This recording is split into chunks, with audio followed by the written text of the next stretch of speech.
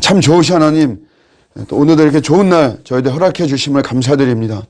오늘도 우리가 정말 살아가면서 누가 나에게 우호적이고 또 적대적인가, 누가 내 편이고 또 적군인가, 이런 데 신경 쓰지 말고 무엇보다도 하나님께서 나와 함께 하시는가, 나는 그 하나님을 의지하는가, 우리가 이런 것들 신경 쓰는 가운데 내 할 일과 또 사명에 집중하는 오늘 하루가 되게 하여 주시옵소서.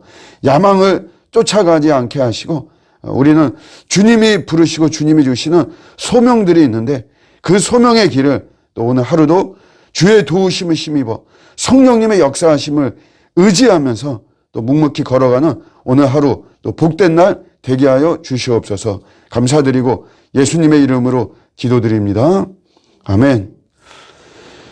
오늘 주시는 말씀은 출애굽기 6장 9절입니다.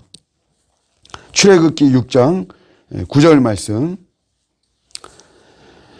모세가 이와 같이 이스라엘 자손에게 전하나 그들이 마음의 상함과 가혹한 노역으로 말미암아 모세의 말을 듣지 아니하였더라. 아멘. 이제 모세가 드디어 이제 백성들에게 가서 하나님의 계획을 이야기합니다. 출애굽에 대한 이야기. 그리고 그 하나님은 정말 우리 조상 때부터 우리와 함께 하시고 전능하신 하나님이다. 이렇게 이야기하죠. 그런데 모세가 이렇게 말을 하지만 이 백성들이 모세의 말을 듣지 않습니다. 여러분, 모세의 말을 들으면 사실 좋은 거잖아요. 출애굽하는 건데 그들이 430년 동안 노예 생활하고 또 너무 그게 고통스러워가지고 참 해방시켜달라고 그렇게 민족적으로 신음하고 이랬는데 그런 기회가 주어졌단 말이에요. 굉장히 좋은 거지만 그렇지만 이들이 모세의 말을 듣지 않습니다. 이유가 뭐냐면 마음의 상함과 가혹한 노역으로 말미암아 모세의 말을 듣지 않는 거죠. 한마디로 힘든 상황이니까 그러다 보니까 모세의 말보다는 바로의 말을 바로 쪽으로 더 의지하는 이런 모습입니다.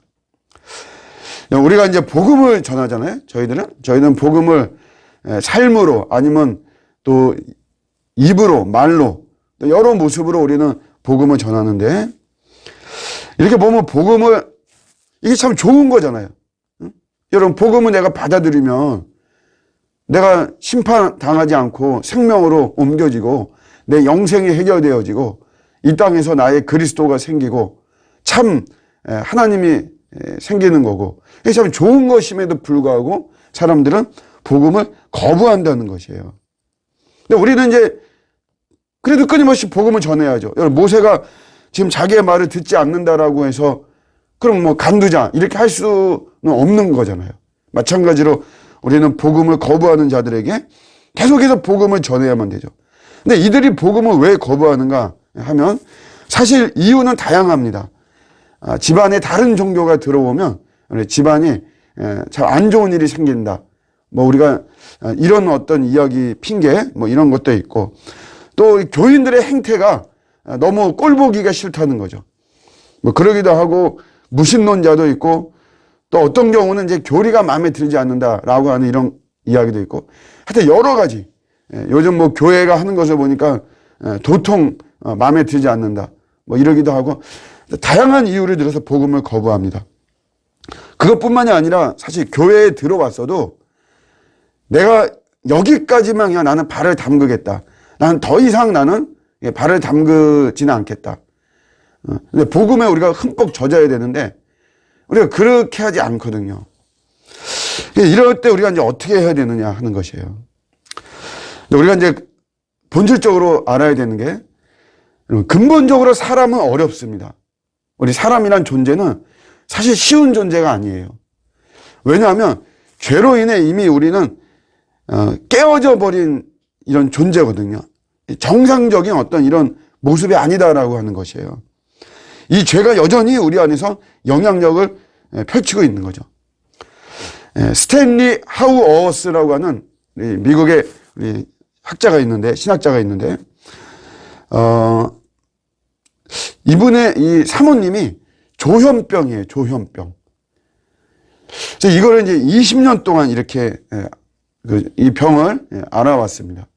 이분이 이제 자서전 같은 책을 썼는데 제목이 한나의 기도이죠. 한나의 기도. 한나가 원래 사무엘을 서원에서 나왔잖아요. 본인이 이 스탠리 하우어스가 본인의 어머니가 서원하고 자기를 이제 낳았다 이거예요. 자기는 그런 자라는 거죠.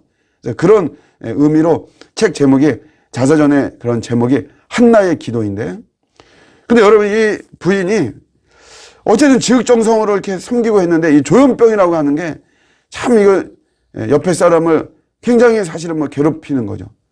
20년 동안 너무 했지만 결국은 이혼을 했어요. 이제 어쨌든 그 사모님과의 관계에서는.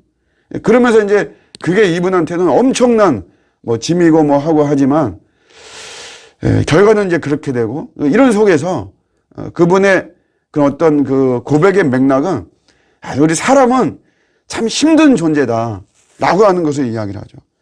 그렇기 때문에 여러분 이렇게 복음을 거부하는 자들에게 우리가 할 수 있는 것은 뭐냐면 오직 예수 그리스도의 사랑을 보여주는 것밖에 없습니다. 그거 외에는 사실은 답은 없고 성경은 끊임없이 이야기하는 거예요. 힘든 존재는 우리 사람은 사랑으로 그 거부하는 마음을 여는 것밖에는 답이 없습니다. 진실된 사랑을 가지고 나가는 이런 거죠. 그런데 사실 이제 이게 조금 너무 구체적이지가 않거든요. 예수 그리스도의 사랑으로 우리가 해야 된다. 어제 제가 독서하는 모임이 있는데 거기서 우리 그리스도인의 주식에 대해서 우리가 이제 어떻게 볼 것이냐 하는 그런 주제를 가지고 이렇게 같이 공부하면서 존 리의 금융 문맹 탈출이라고 하는 이제 그런 책을 봤어요. 뭐 좋은 책이고 도움을 많이 받았습니다. 그런데 이제 이런 이야기도 나왔어요. 근데 이분은 너무 교과서적인 이야기만 한다. 예를 들면 뭐 우리 수능 점수 잘 맞은 사람한테 어떻게 비결이 뭐냐 하면은 그냥 국영수에 집중하고 잠잘 거 다 자면서 수업 시간에 집중했다. 이렇게 말하는 거하고 똑같다. 그런 이야기들을 이렇게 했거든요. 마찬가지로 예수 그리스도의 사랑으로 이렇게 그런 사람들을 거부하는 사람들을 그 마음을 열게 하는 것이다. 이게 어떻게 보면 이제 너무 이게 좀 교과서적이고 어떻게 해야 될지 우리가 구체적으로 좀 알지 못합니다. 근데 그런 거에 대해서 정말 구체적으로 이제 성경을 우리가 잘 보면 이런 어떤 구체적인 이런 방법까지도 나와 있어요. 그 대표적인 게 뭐냐면 짐을 서로 져라 이거죠. 짐을 서로 져라. 누구나 다 인생에 짐이 있단 말이에요. 여러분 내가 복음을 거부하는 사람들, 더 우리가 교회 안으로 들어와서 더 복음에 젖어야 되는데 그렇게 하지 않는 사람들, 모세의 말을 듣지 않는 거죠. 이 복음을 받아들이지 않는 거예요. 근데 보면은 다 그런 사람들도 모두가 다 인생의 짐이 있는 거죠. 그 짐을 우리가 서로 져주는 거예요.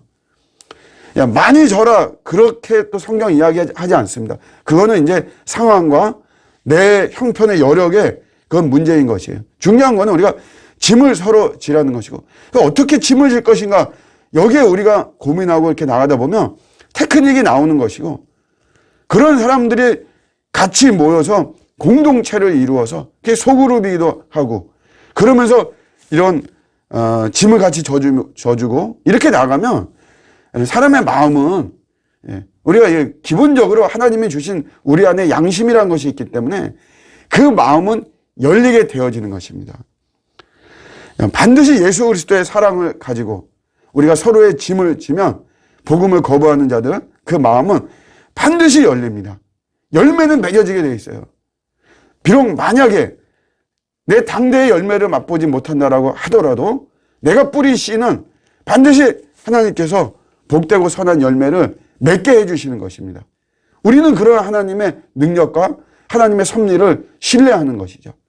우리가 복음을 전하면 계속해서 우리 전하고, 그런 속에서 우리가 거부하는 사람들 만나서 여러 가지 우리가 좀 답답하고 당황스럽고 또 실망스러운 이런 상황이 되더라도 낙심하지 말고 예수 그리스도의 사랑을 가지고 그 사람의 짐을 조금이라도 같이 더 져주고 이런 모습으로 나갈 때 반드시 귀한 열매, 나중에 결국은 주님을 받아들이는 하나님의 자녀가 되어지는 이런 귀한 역사가 일어날 줄로 믿습니다. 소망 가지고 오늘도 힘있게 주의 복음의 나팔 힘차게 부는 저 여러분들의 오늘 하루가 되시기를 주님의 이름으로 축복합니다. 아멘.